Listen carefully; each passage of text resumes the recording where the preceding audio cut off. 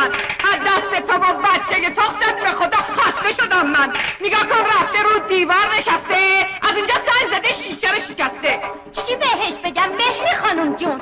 بچه هست دیگه، یه بچه یه نادون.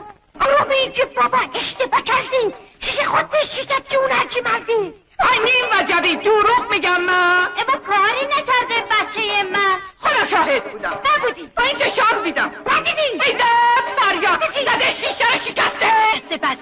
بسه قضا بلات بوده خورده به شیشه، چیزی که بشکنه درست نمیشه. حالا بفرمایین برای آشتی سماور رو بذاریم کنار هشتی.